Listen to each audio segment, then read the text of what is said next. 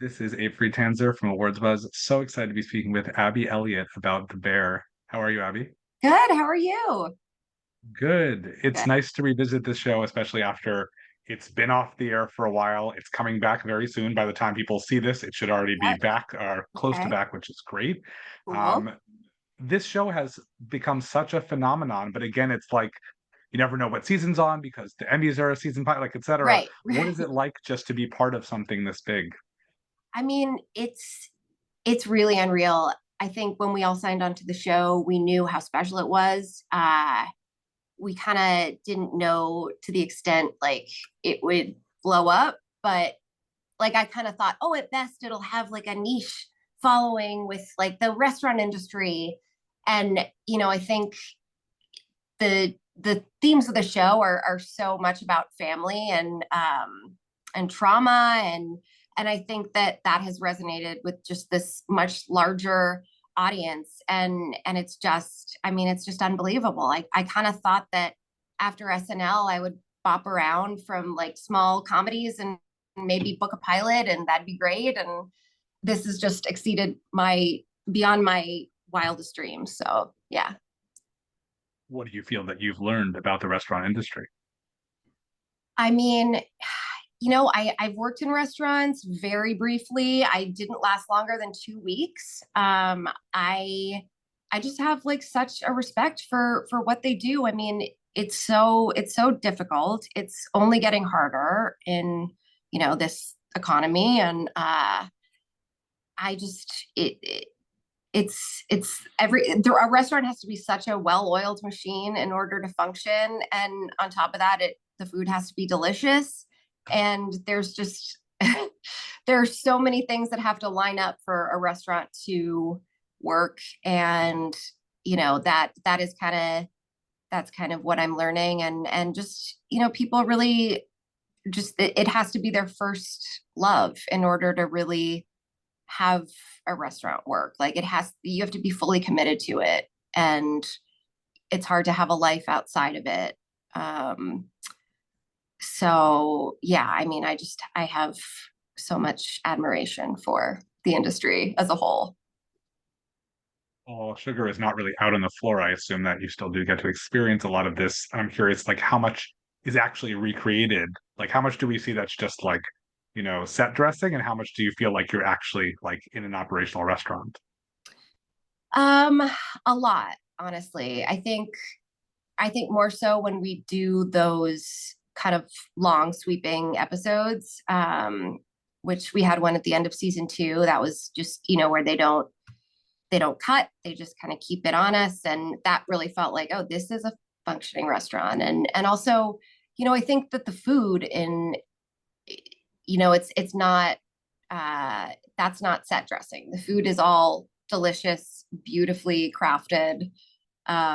Courtney Store, our culinary producer, is amazing, and everything's edible. And if something, you know, starts to sit out too long, it's thrown away. The fridge in the kitchen is a fully functioning fridge. It's freezing in there, and we do scenes in there. So in that respect, yeah, I think with Sugar, sure, she does have a lot of scenes where she's fighting over a bill, and I am not a math person at all. Sugar's way more of a mathematician than I am, um, actor.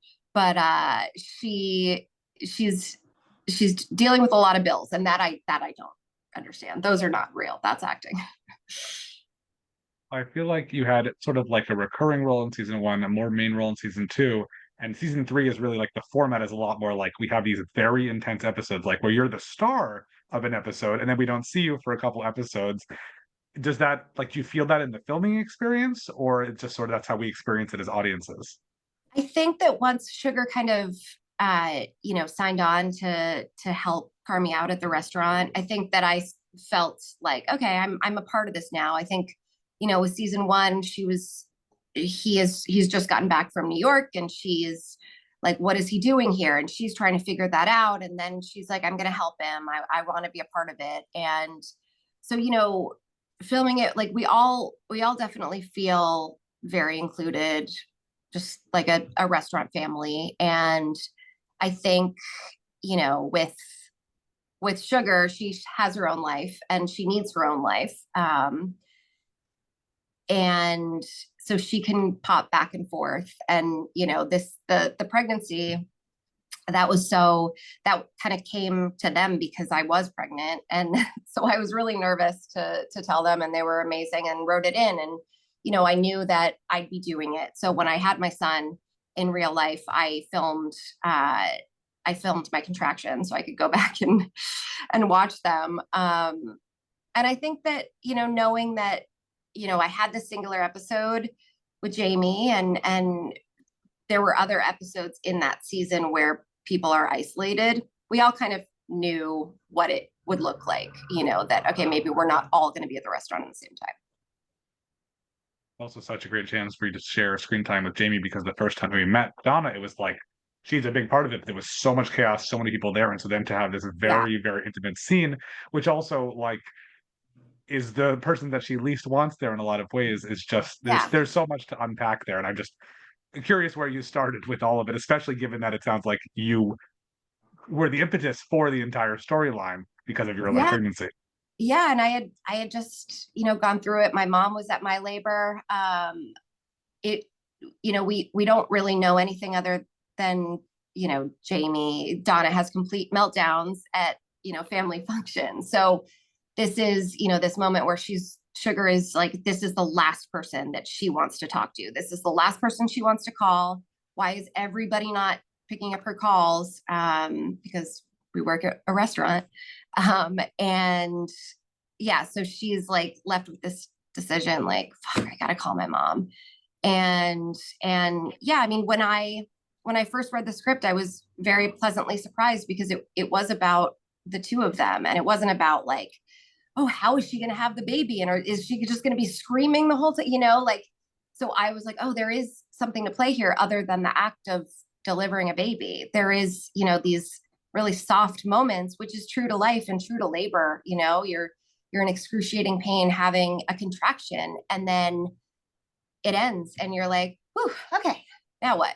You know, gotta wait another 8 hours to get induced or whatever it is. And so, you know, to have those moments in between where they're just like, right, what do we talk about? And they go into this beautiful, you know, connection, and this, you know, the stories of her own labor with each child are just so perfect too, because they're so individual, and how Carmi didn't want to come out. And yeah, all of that was such a pleasant surprise to me. The show has very compelling characters, but they're mostly very cutthroat, and I feel like Pete doesn't get a fair shake because he like is such a well-meaning guy, He's but a like he great guy. does not belong in this world.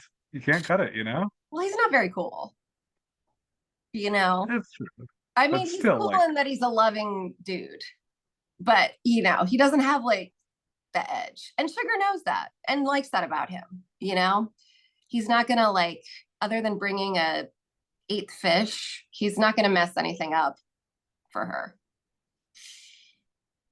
well, a question I like to ask often, and it feels so appropriate, especially with all these isolated episodes here, is who haven't you worked with from the ensemble that you would really like to, but it just hasn't made logistical sense?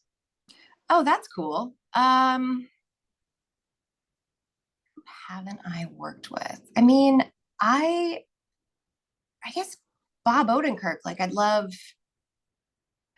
to dive into a story with him. That would be really fun. You know, they have this shared familial history. So, and he's incredible. So, yeah. Is there anything you can say about season 4 that wouldn't get either of us in trouble? No, nothing. You're in it at some point. Yes, I'm in it. And you know, I think that a lot of the questions that were raised in season 3, and I think those are kind of tied up a little in season 4. I think you kind of get some answers to those questions in a really beautiful, unique way. Well, I assume because the show is so popular, you get recognized a lot out in the world. And I feel like, as opposed to other people's decisions on this show, it's hard to argue with a lot of what Sugar does. So I imagine people are happy to meet you and not like you did, like you should have done whatever. Yeah, I mean, I get a lot of like, oh, I'm the you in my family. And that makes me feel so good, and to connect with people that way. And I was recognized in Australia in my bathrobe taking the bins out this past year, and a sweet woman came up to me and was crying, and like that, just like that means everything. And I think that people relate to my character because they have a family member, who is similar to Donna, and trying to navigate that, and a dysfunctional family, and what that looks like. Well, speaking of dysfunctional families and comedies you thought you'd be popping around from, I actually had the chance to attend. Probably I shouldn't have as a person in this industry, but like a filming of an episode of Indebted years ago with Oh, my cool. family. Awesome. And I think that's the only one. Actually, maybe a happily divorced because my family likes Fran Drescher a lot. Yeah. But basically, it was like I have a special affinity for that show because I was there, and it was You like went. Taco Tuesday episode. It was a Yes. lot of fun. So I Good. feel like even though that was a short-lived experience, I Yes. imagine that was quite an engaging and entertaining one. It was a really, really fun experience. I loved every single person that I worked with. I loved that show. I loved, it came out right as COVID hit, which I think, didn't exactly, wasn't exactly what people wanted to see at the time. I'm not sure why, but for whatever reason, yeah. But it was a blast. And Steven Weber is like so hilarious. He's now in Chicago on Chicago Med or PD, one of them. And so I get to see him there. And I was actually a babysitter for his kids when I first moved to LA. Love Adam, have known Adam forever. Like that show really just felt like family. Well, given your Saturday Night Live roots and the fact that The Bear, while occasionally amusing, isn't really so much of a comedy, do you feel like you have a preference for one versus the other, or you'd like to get back to like straight up comedy soon? Honestly, I really, really love doing both. And I just want to be able to do both and go back and forth, because there are some days you know, on the Bear, I just did this a thriller in Australia. I was like, that is hard. Like that was like rough. Like I need to like lighten it up. The next thing is going to be like a broad comedy. So, but then, on the Bear, we have the Seven Fishes episode, which I was like, this is really hard. This is like, whoa. And then the next day we're like messing around with the facts and laughing. So, there is both. And that's what I think the show does so beautifully, is like it is just this grounded comedy. You can have like the worst day of your life and there would still be laughter somewhere in that day, or some sort of like you know um so yeah, both. I love going back and forth. Anything more you can share about that Australian thriller? It's called All Her Fault, and it stars Sarah Snook, Jake Lacey, Dakota Fanning, Michael Pena, and myself. And it was a blast. It's a thriller about a child that goes missing, and a family that kind of is pointing fingers at each other. Great. Yeah. Well, what are you watching when you have time? What's really stuck with you lately and impressed you on TV?